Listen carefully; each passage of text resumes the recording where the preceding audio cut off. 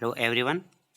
आज हम monetary aggregates and money supply measurement in India के बारे में डिस्कस करेंगे।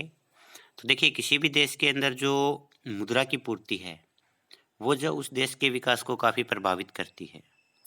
तो एक देश के अंदर जो है मुद्रा की पूर्ति जब एक देश की आर्थिक गतिविधियों को प्रभावित करती है, तो इसलिए हमें जो है एक देश के अंदर जो है मुद्रा की पूर्ति है उसके अंदर किस किस चीज़ को शामिल करते हैं, मुद्रा की पूर्ति का लेवल क्या है, इसको जानने के लिए मुद्रा की जो सप्लाई है उसके मेजरमेंट को जानना जरूरी है। तो मुद्रा की जो पूर्ति है उसका अर्थ होता है कि एक देश के अंदर जो एक पॉइंट ऑफ टाइम के अंदर किसी भी देश के अंदर मुद्रा की मात्रा का जो लेवल है वो मुद्रा की पूर्ति कहलाता है। कि एक निश्चित समय बिंदु के ऊपर एक देश के अंदर जितनी भी मुद्रा की मात्रा है वो जो है मुद्रा की पूर्ति कहलाती है। तो अब सवाल ये पैदा होता है कि भी मुद्रा की मात्रा के अंदर हम जो है किस किस चीज़ को शामिल करते हैं। तो इसके अंदर हम जो है भारत के अंदर मुद्रा की जो सप्लाई है उसके जो माप है उन मापों के बारे में आज आप डिस्कस करेंगे। History of money supply measurement in India. सबसे पहले हम भारत के अंदर जो है ये जो मुद्रा की पूर्ति है उसके इतिहास के बारे में जानेंगे। भारत में मुद्रा की पूर्ति का अध्ययन मुद्रा की पूर्ति के लिए अपनाए गए मापों के आधार पर किया जाता है। कि मुद्रा की पूर्ति के लिए कौन कौन से माप अपनाए जाते हैं, इसी के आधार पर हम जो मुद्रा की पूर्ति को निर्धारित करते हैं। भारत में आरबीआई जो मुद्रा की पूर्ति से संबंधित आंकड़े प्रकाशित करने वाली मुख्य संस्था है। कि समय समय पर जो रिजर्व बैंक ऑफ इंडिया जो वो मुद्रा की पूर्ति से संबंधित आंकड़े जारी करता है। 1967-68 से पहले आरबीआई जनता के पास और जो मांग जमा है उसी के आधार पर मुद्रा की पूर्ति का माप करता था। तो इसके अंदर जो है मुद्रा की पूर्ति के नए जो है केवल दो ही जो है फैक्टर्स इसमें शामिल किए जाते थे, दो ही कंपोनेंट शामिल होते थे। एक तो सी का मतलब करेंसी, और करेंसी के अंदर हमारे पास में एक तो जो जनता के पास में जो नोट होते हैं, सिक्के होते हैं, उन्हीं को हम जो शामिल करते हैं। तो ये जो है कि मुद्रा का जो एम माप कहलाता था। तो मुद्रा की पूर्ति का एम माप जो सबसे नैरो माप था, इसके अंदर जो केवल करेंसी और मांग जमा जो उसी को शामिल करते हैं। और सबसे खास बात यह कि ये मुद्रा की पूर्ति का सबसे तरल माप था। तरल माप का मतलब ये होता है कि उसके अंदर जो मुद्रा होती है उसके अंदर जो मुद्रा की पूर्ति शामिल होती है उससे तुरंत वस्तुएं और सेवाएं परचेज की जा सकती है। तो करेंसी और जो मांग जमा होती है उसके आधार पर तुरंत जो वस्तुएं और सेवाएं परचेज की जा सकती है। तो इसलिए 1967-68 से पहले भारत के अंदर जो मुद्रा की पूर्ति का जो है एम माप प्रचलित था, और इसी के आधार पर आरबीआई जो वो मुद्रा की पूर्ति के आंकड़े जारी करता था। यानी जनता के पास में जो करेंसी है और जो जनता की मांग जमा है उसके आधार पर जो है एक देश के अंदर भारत के अंदर जो मुद्रा की पूर्ति का अनुमान लगाया जाता था। इसके बाद 1967-68 के बाद आरबीआई ने एम माप के अतिरिक्त एक और व्यापक माप का भी प्रयोग करना शुरू कर दिया, जिसको हम AMR बोलते हैं। ए का मतलब एग्रीगेट, एम का मतलब मॉनेटरी, आर का मतलब रिसोर्सेज। जो एग्रीगेट मॉनेटरी रिसोर्सेज माप का प्रयोग जो है आरबीआई ने शुरू किया। कब किया? 1967-68 के बाद, जिसको हिंदी में कुल मौद्रिक संसाधन कहा जाता है। और इसके बाद जो है आरबीआई ने जो मुद्रा की पूर्ति थी उसके जो आंकड़े प्रकाशित करने शुरू किए वो AMR के आधार पर ही प्रकाशित करने शुरू किए। AMR जो है उसके अंदर तीन चीजें शामिल होती है, C plus DD plus TD। सी का मतलब करेंसी, जिसके अंदर हमें पता है कि नोट और सिक्के शामिल होते हैं। Demand deposit. DD के अंदर जो है वो जनता की जो मांग जमा है, मांग जमा जो होती है केवल करंट अकाउंट, और जो सेविंग अकाउंट है उसी की मांग जमा को हम जो शामिल करते हैं। कि पब्लिक के जो चालू खाता और जो उनका बचत खाता है उसके अंदर जो जमा होती है उसको जो डिमांड डिपॉजिट कहा जाता है। और तीसरा इसके अंदर जो है टाइम डिपॉजिट को शामिल कर लिया गया। समय जमा, समय जमा का मतलब पब्लिक की जो वो जमा होती है जो एक निश्चित समय के लिए जो बैंकों के पास में रहती है, जिसको हम FD बोलते हैं। तो एक निश्चित समय के लिए जमा, मांग जमा और जो करेंसी है, इन तीनों को मिलाकर के जो है आरबीआई ने 1967-68 के बाद जो है मुद्रा की पूर्ति के आंकड़े प्रकाशित करने शुरू किए। अप्रैल 1977 से आरबीआई ने मुद्रा की पूर्ति के उपरोक्त दो मापों के स्थान पर 4 नए माप अपनाए। यानी 1967 से पहले एम माप था 1967-68 से लेकर के 1977 तक एम और AMR का प्रयोग किया जाने लगा। और 1977 के बाद जो है RBI ने जो है 2 और माप ले लिए, यानी ये जो 2 माप थे इनको उन्होंने छोड़ दिया और उसके स्थान पर 4 नए माप अपनाए। तो ये जो 4 नए माप थे ये कौन कौन से थे? M1, M2, M3 और M4। अब हम एक एक करके डिस्कस करते हैं कि M1 क्या है, M2 क्या है। M1 जो है इसके अंदर जो है शामिल किया जाता है करेंसी प्लस डिमांड डिपॉजिट। और अगर आप यहाँ तक देखें तो ये M है, इसका मतलब M1 जो है वो M का ही एक विस्तारित रूप है, क्योंकि M के अंदर जो 1967-68 से पहले RBI प्रयोग करता था मुद्रा की पूर्ति का माप, उसमें 2 चीज़ें शामिल थी। और M के अंदर अगर हम OD और शामिल कर लें, यानी अदर डिपॉजिट्स ऑफ RBI या with RBI, other deposits with RBI, अगर आप उसको और शामिल कर लेते हैं हमारे पास में M1 माप आता है। तो ऐसे में हम ये कह सकते हैं कि M1 जो है M का ही एक विस्तृत रूप है।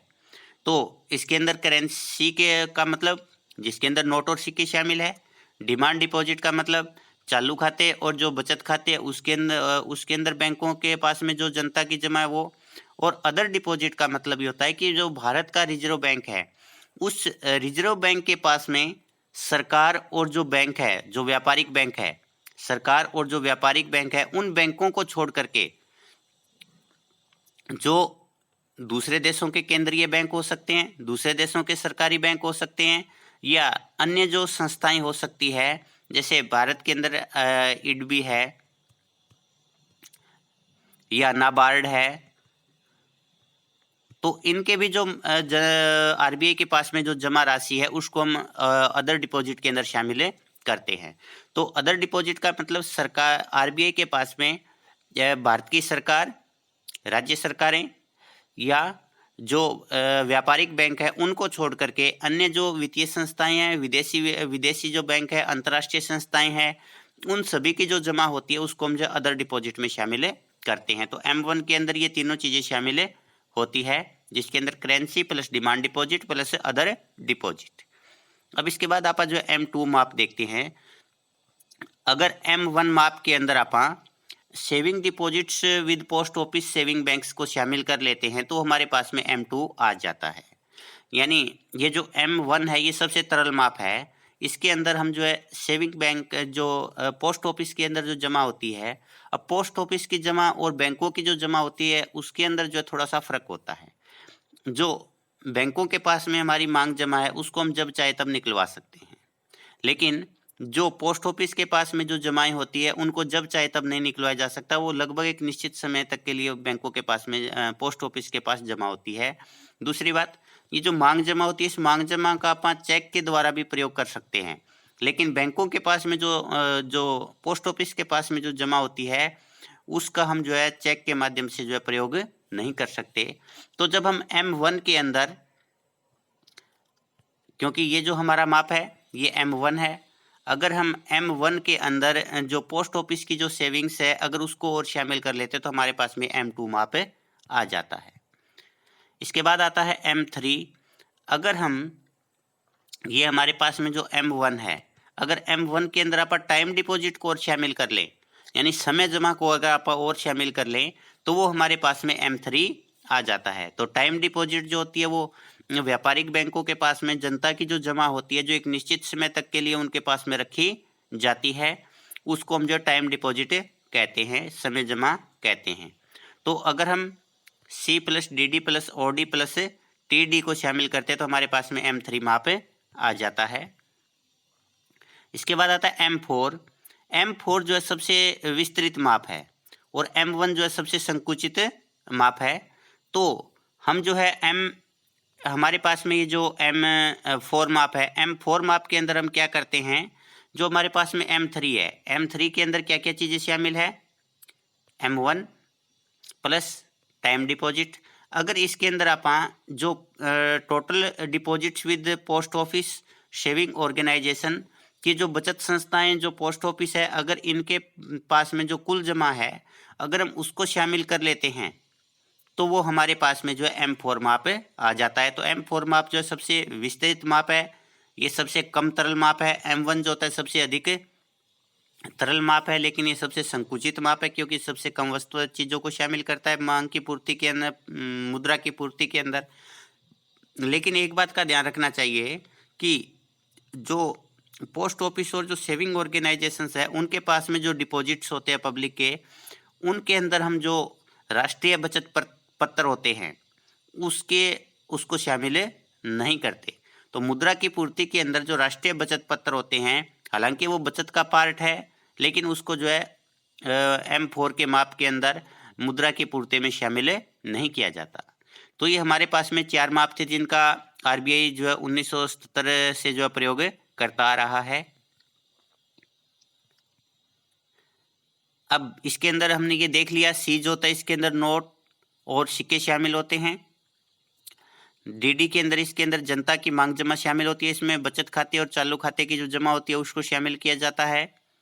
और अदर डिपॉजिट के अंदर आरबीआई के पास बैंकों और सरकारों के अलावा अन्य व्यक्तियों, संस्थाओं और विदेशी एजेंसियों द्वारा जो मांग जमा रखी जाती है उसको शामिल किया जाता है।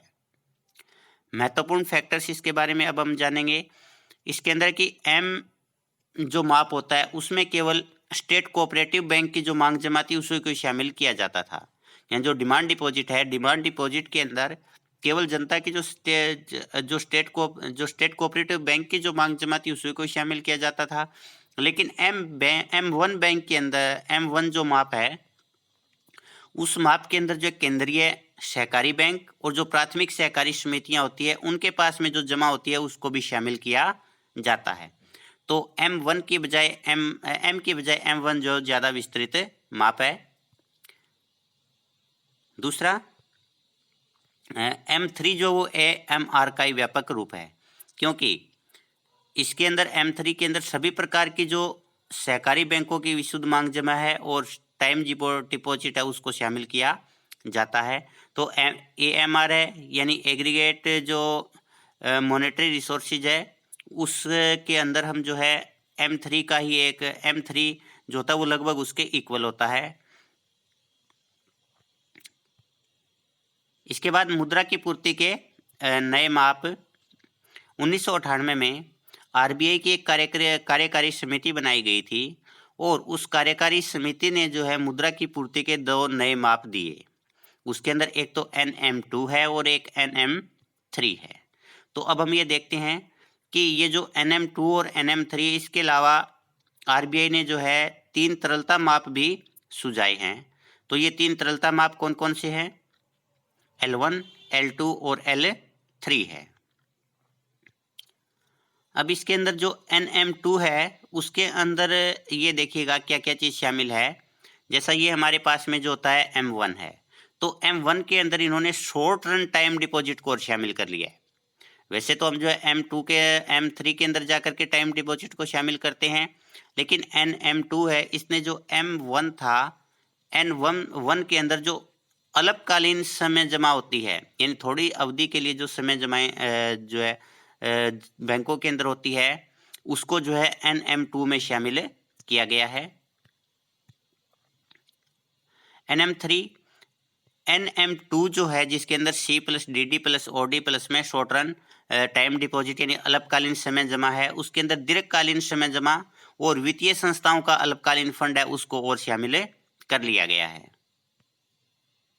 यानी जो बहुत सारी वित्तीय संस्थाएं होती है उनके पास में अपना जो अल्पकालीन फंड होता है उसको, और अगर आप दीर्घकालीन समय जमा को और शामिल कर लें NM2 के अंदर तो वो हमारे पास में NM3 माप आ जाता है।